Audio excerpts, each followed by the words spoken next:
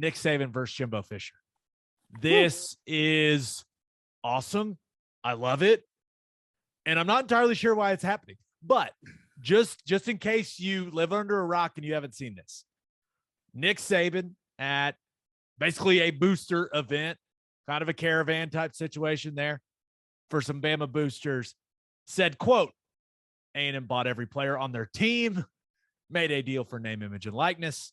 We didn't buy one player, but I don't know if we are going to be able to sustain that in the future because more and more people are doing it, which really pissed Jimbo Fisher off.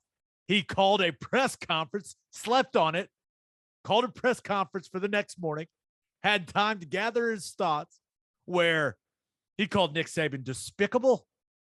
He did mention no rules were broken. Nothing was done wrong. He basically called Nick Saban a whiner, a narcissist, referred to him as God. Said someone should slap him upside his head. Said someone should slap him upside his head. Also said that if you ask anyone that's worked for him, they know how he operates, and people should look into how he operates. And said he wasn't answering Nick Saban's calls. Said he was red buttoning his ass, Ted. We're done. D-U-N, done. Done. Wow. How fun was this, man? I mean, I was eating every single thing. And then Nick Saban went on Sirius XM to say, I shouldn't have singled him out. He didn't really apologize. I mean, he did it. And then he went on the PGA, kind of the alternate broadcast, right, with Joe Buck, and still really didn't apologize. He's mad at the situation. He's mad at the system, Ted. Okay. No, this was personal. He went after Jimbo, and him and Jimbo know each other really, really well. Yeah. It was wild. I understand where Nick Saban is coming from, because I have the same feeling. Like, I have no problem with NIL, but this isn't NIL. It's inducement to come play. Now, if Jimbo wants to use semantics to find his way out of the conversation, then he could do that. The thing I thought was really weird is I felt like he was using his recruits as like human shields, because he kept saying that was the best part. Yeah. How dare he come after these kids and their families? Yeah, it's like, wait, hang on a second, Jimbo. He's coming after you. He's not coming after the kids at all. That's not what he's doing. But he kept saying, 17-year-olds. Yeah. 17. What's kept wrong with throwing that out there. I was like, give me a break, dude. It's amazing. It was wild. It was wild. And he's convinced that they broke no rules. He is the only person that's convinced that they broke no rules, right? He was very careful with what he said, right? Like Texas state law. We didn't break any Texas state law. He at no point said, yeah, when you compare what we did to the NCAA guidelines that just got put out. Yeah, no, we're in complete compliance with that. He never said that. He said, yeah, we didn't violate any Texas state law. Like we followed it to a T, and we're really good at following it to a T. And he's right. He's right. The NCAA is not going to do anything to Texas A&M. I mean, they're not. So I thought what Jimbo Fisher did was brilliant, because the NCAA, I am still in the camp, even though they put out those guidelines, kind of a scare tactic. I am still convinced they aren't going to be able to do anything. They're not going to be able to do anything. They're not going to be able to enforce any of it. I don't think anyone's scared of the NCAA. So what did Jimbo Fisher think? Like, hey, if I'm not scared of the NCAA, I'm going to back my players, my recruits, and I'm going to give this fan base what they want to hear. I'm going to tell Saban to go to hell. He hadn't won more than 8 games there? 9. 9? They had the one. Was that the COVID year when they had I think so. Yeah. But he hadn't accomplished anything, right? No. He hasn't won the SEC. He didn't even come close to winning the SEC. Right? but the fans love him right now. I mean, Right. adore him right now because he just now beating Bama last year certainly helps a lot. And I think Saban's still really pissed that he lost that game last year. But I think Jimbo Fisher looked at this and went, NCAA can't do anything. I'm going to get my fan base going. And I'm going to use the recruits and the kids like as my main point. Like, how dare he come after my players? So now I'm defending my players. I'm all of a sudden the players coach and my fan base is riled up, right? And they're already riled up. Number one recruiting class in the country, number one recruiting class ever, right? And now they're looking at this like, yeah, Jimbo standing up to Saban. Saban's scared of Jimbo now. He's trying to get us in trouble. That's exactly what A&M fans are thinking right now. It's hilarious. I love it. It is. Now, here's why I think what Nick Saban did is brilliant. Oh, yeah. Because obviously he does not want this model. He does not want the model, right? And he's trying to get public support for kind of us against them. And he's able to put a face on what we don't want. It's Texas A&M and it's Texas, right? That's what we don't want. We don't want these big collectives. They're buying recruits. This is not the intention of the NIL. Guess what? He plays both of those teams this coming season. And if you can make them be the representation of what everyone hates right now about NIL, and you can go out and pound them, you can say, see that? It don't work. That crap does not work. Yeah, you want to go sign with these guys and maybe make some money, that's fine. It don't work. If you want to win, you better go somewhere that does it right. I think that's what Nick Saban's doing, because he doesn't do this stuff just like, he wouldn't say this just on a whim. You know, I think it's thought out, and I think he's trying to make those schools the poster boy for the NIL that's gotten out of hand, and then go in there and beat the hell out of them. Yeah, and it helps when you've had the best players coming to your school for a long time. Yep. But there's also I agree. Like I think Nick Saban, like in its simplest form, he doesn't love how the sport's operating right now.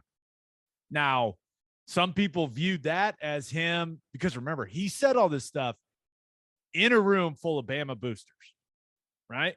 Mm-hmm. And it was almost like, hey, we didn't buy one player. Why not, guys? What are we doing here? Are we going to get this rolling, or are we going to let we go? Because remember, he's like, we had the second recruiting class. A&M was first. I think some people in the crowd heard that and they went, yeah, we didn't buy a player. Why didn't we buy any players?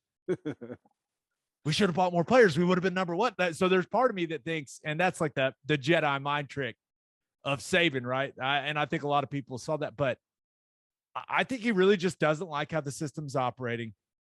I wonder if this is part of it. He is built, and first of all, no one believes that they didn't buy one player. I mean, what are we even like? Come on, guys. What are we even doing, Nick? Right. I mean, come on. Everyone knows how Bama's been operating for years and years. It's just that way in the SEC. They don't tell on each other. It's fine. It's just how life works in that conference. But let's not just say ridiculous things.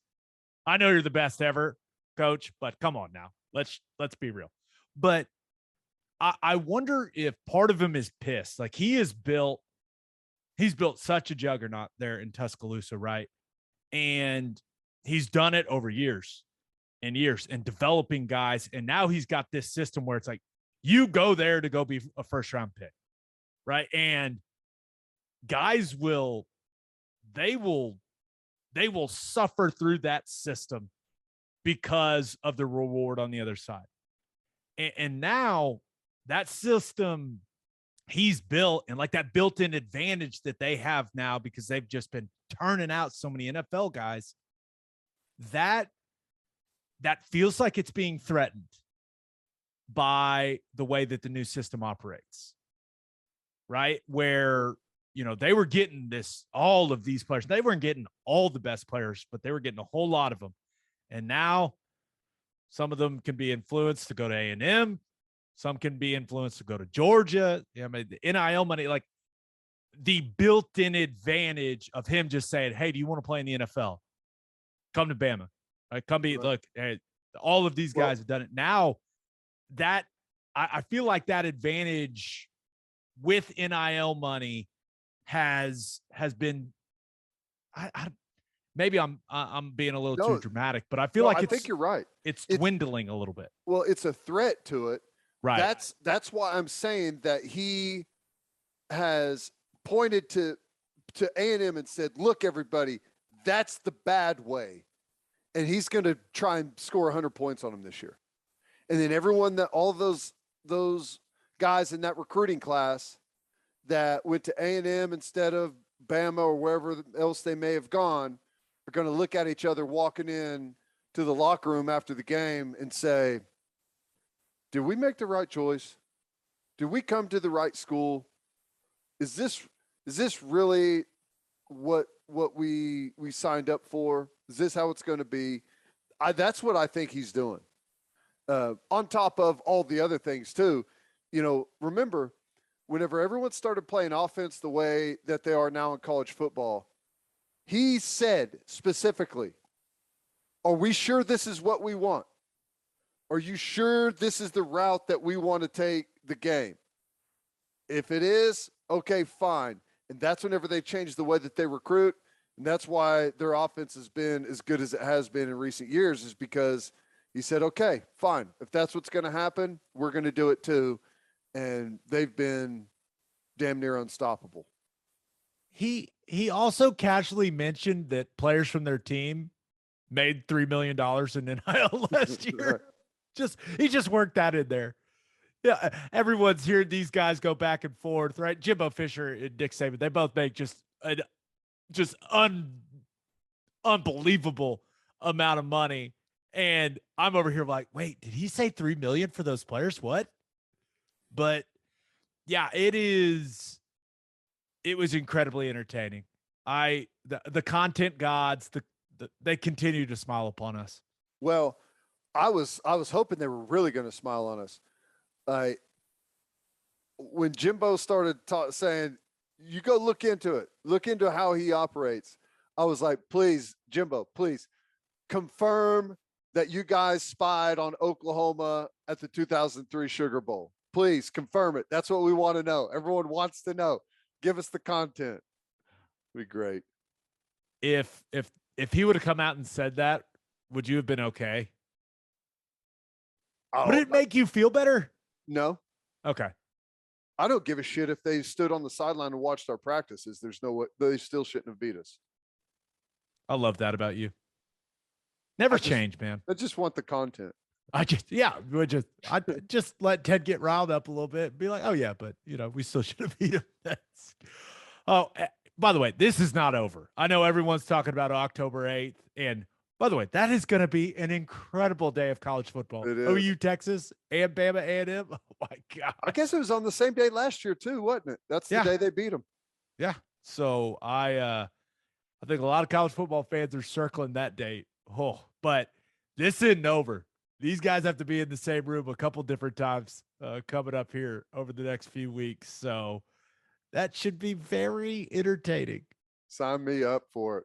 Oh, yeah. Okay. That dominated all the headlines, right? Jimbo and Saban going back and forth. But there were a few really significant things that the NCAA D1 Council did. And the first one was they announced that they are waiving the initial counter scholarship limits for the next 2 years. So as a lot of you know, teams were limited to 25 initial counters per year. So that includes high school recruits, transfer portal guys, JUCO guys. That's how that worked. So for the next 2 years, teams will be able to bring in as many initial counters as they need to bring in to get to the 85 scholarship limit that's in D1 college football. So this is a result of kids having an extra year from the COVID season. It's a result of what's going on with the transfer portal and all the movement. But I also think it is a result of common sense, because I never understood, and I know some people said, oh, we want to protect kids from getting processed. We want to protect people from, Bama or Ohio State just loading up with all the best players and recruiting classes. Like, I get that, but it never made sense to me that Kansas couldn't get back to 85 scholarships, right? It always made me upset, right? That they were playing with 40 something scholarship guys at one point, because they had failed coach after failed coach after failed coach. So I'm thrilled. I never understood why this rule existed in the first place. I understood some of what people said about it, but I always looked at it and went, aren't we just withholding scholarships, college football scholarships from high school kids and from JUCO kids? Isn't that what we're doing? And that's not what we're doing anymore, Ted. So I think this should be celebrated. No, I think it's good. Yeah, you've been punished for guys transferring away. That shouldn't be a punishment if guys are going to transfer and leave and go somewhere else. So I like it. Is there going to be some perhaps unintended consequences from it? Yeah, maybe, but it's hard to see right now anything major as a negative coming out of this. I think hopefully it ends up being a good positive. And like you said, some schools have been down for quite some time. Hopefully everyone can get back up and have closer to a level playing field. Yeah, there was no limit on how many guys could jump into the portal from your team. Right. So if you have a coaching change, you have this mass exodus of players, and they couldn't, after the recruiting season is basically done, right? Right. Because you have that early signing period. And what new coach wants to take that job and not be able to replenish the roster? This makes all the sense in the world. And we've heard a lot recently about how the portal is affecting high school kids, right? And how they're being recruited and the number of scholarships that they're being offered. And when that limit was at 25 initial counters, man, if you were a coach, especially if you're a new coach or if you're a coach that is on the hot seat, who are you going to take? A kid with college football experience from the transfer portal or an 18-year-old high school kid? Yeah. Right. I mean, if you're trying to get started on a good note as a coach, if you're trying to save your job, hell, if you want to win, if you're a coach, so you're always, not always, but a lot of the time, you're going to take the kid you've seen play in college games over the kid you haven't seen play. And now you can get to 85 and maybe you can take both. Right. Because you're not worried about that 25 scholarship limit. So I think this is a big win for high school recruits who have had a pretty rough go of it since all those guys got that extra year of eligibility in the COVID season. Yep. Nope. I agree. I think it's good. I think it's going to help some teams that have been struggling with coach turnover. And I think it's going to help some teams that have had some trouble with transfer turnover. I think it's good. I don't see a negative from it other than, which I don't even know that it's a negative. If you're taking a big number of scholarship guys and maybe you do have to process some guys, who's getting processed?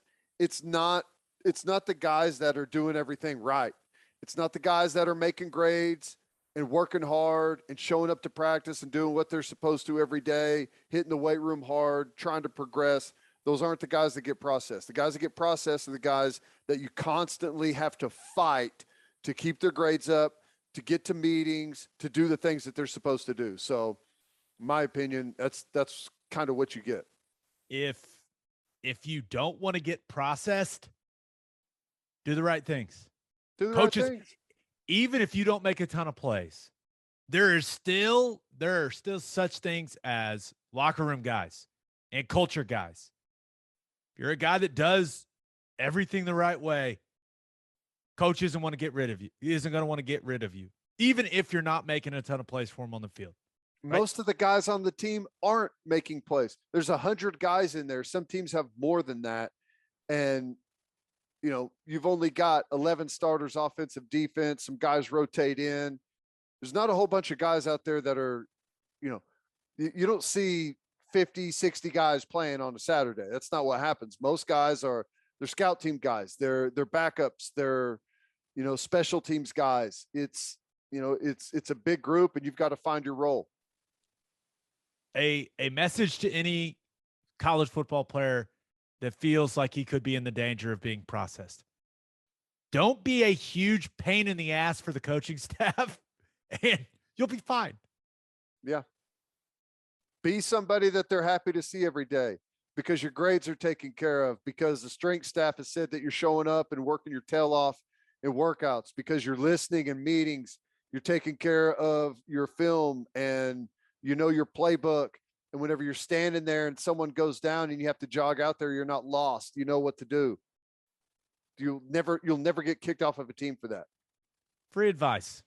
There you go. Okay, another big piece of news from the D1 Council this week. They announced they'll relax restrictions on college football conference championship games, allowing conferences to determine the teams that will play in their conference championship games, which is just a long way of saying conferences don't have to have divisions anymore, and conferences can now have their two best teams in the championship game, giving their conference the best chance to make the college football playoff. So this is great in my mind.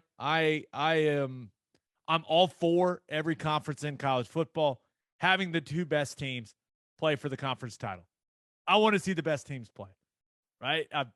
If you disagree and you say, oh, we may lose a rivalry game for a year, I'm sorry.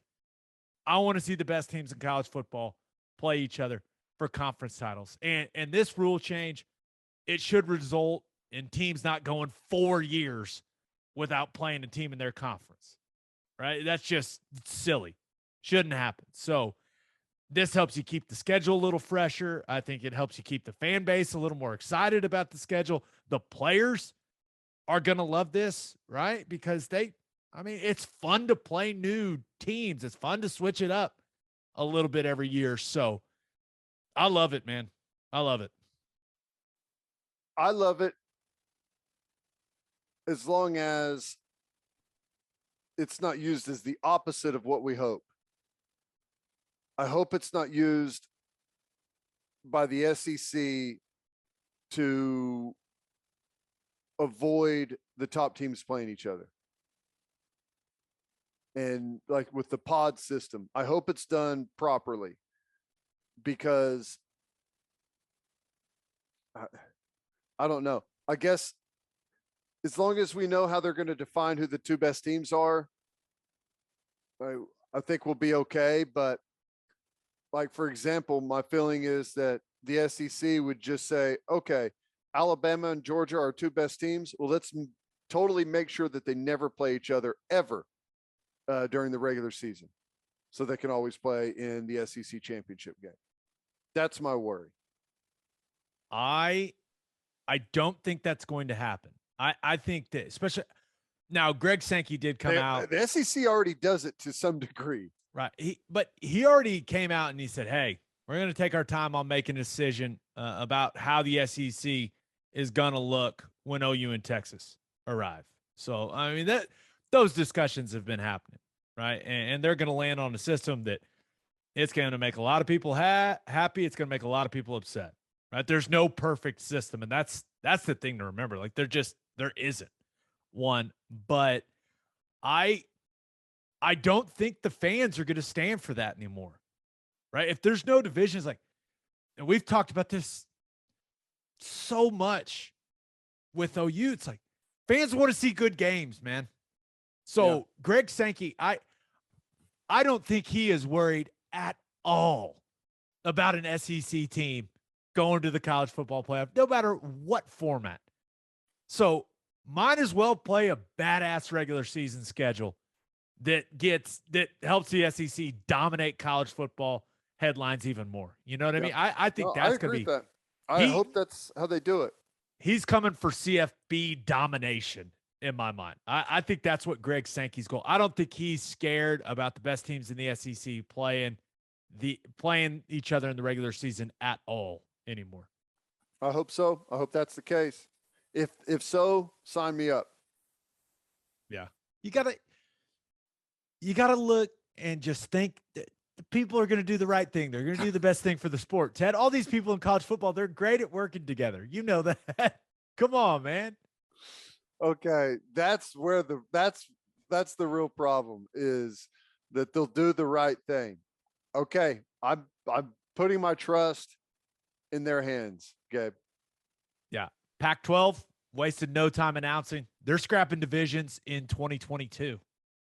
So the two highest conference winning percentage teams, they're going to play each other in the Pac-12 championship game. The Mountain West announced they will eliminate divisions starting in 2023.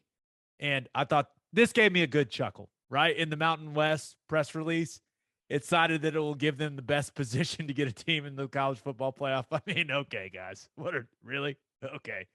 But I like it. And when I saw this, I thought to myself, what conference would be dumb enough to keep divisions? And then it dawned on me. That would be the most Big Ten thing ever. Right? The Big Ten was like, you guys don't care about tradition and rivalries the way that we do. We're going to keep the East and West and let you guys all do the divisionless nonsense because we're smarter than you. That would be a very Big Ten thing to do. Well, the Big 12 may go from not having divisions, adding teams, and then, let's do divisions now that you don't have to have them. Let's go ahead and do it with the 4 new teams we're bringing in. That would be something. I hope, looking at the future of the Big 12, I hope, once OU and Texas have moved on, I would like 3 4-team pods. That's how I want it done. And then you play the 3 teams in your pod, and then you play 6 other teams, whether that's 3 from the other and 3 from another, or however they want to work that out.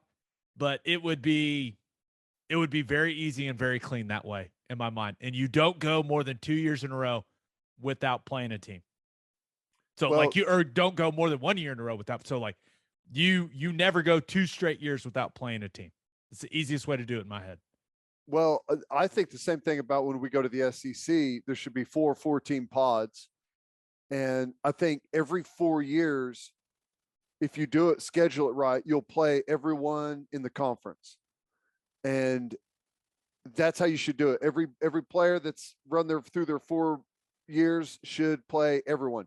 And I think after every 4 years, you can redraw the pods if you want to and change them up and do another cycle. That's the best way to do that system. And that pretty much guarantees that will not be what they do. Yeah. We'll see. We're going to have a lot of discussions between now and OU getting into the SEC about this whole thing. No doubt.